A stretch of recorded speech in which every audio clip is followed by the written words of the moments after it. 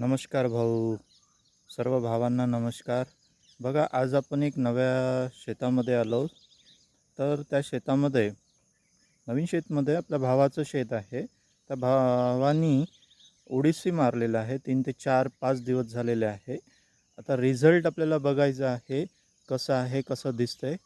तर चला तुम्ही बघा आणि सांगा. तर बघा, 3 ते 4 दिवसामध्ये जे ओडिसी पॉवर स्प्रेनी मारलेलं आहे या भावानी, तर मला वाटतं सर्व तणाचा जो वरचा शेंडा आहे हा पिवळा झालेला आहे. हे म्हणजेच हे गवत पण पिवळं पडलेलं आहे, दिसतंय. तर नक्कीच याचा परिणाम, औषधाचा परिणाम तणावर नक्कीच झालेला आहे. तर ह्या पूर्ण जवळपास 4.5 ते 5 एकरच्या पट्टीमध्ये पॉवर स्प्रेनी ओडिसी तणनाशक मारलेलं होतं आणि त्याचा रिझल्ट मिळालेला आहे. नक्कीच.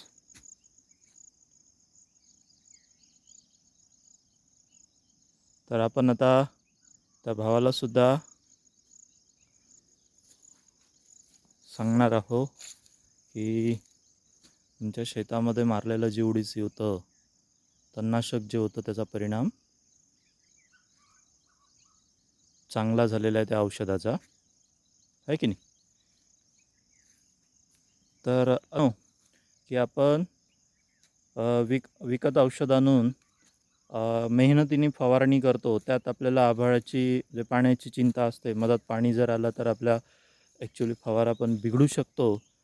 त्याच्यामुळं आपल्याला चिंतेनं आपण काय करतो, तडकाफड पटापट फवारणी मारत असतो, करत असतो आणि त्याचा रिझल्ट जर मिळाला नाही तर मनाला खूप दुःख वाटते. एक तर आपल्या फवारणीवाल्याचे पैसे जाते आणि त्याच्यानंतर जी औषधी आपण घेतली ती पण वाया जाते. म्हणून नक्कीच रिझल्ट मिळालेला आहे. अगदी छान वाटतं आहे मनाला पण. नक्कीच धन्यवाद.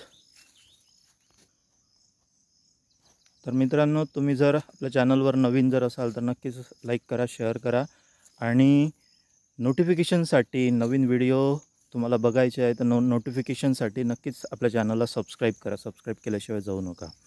एक शेतकरी बंधूला विनंती करत आहे. ठीक आहे. थँक्यू.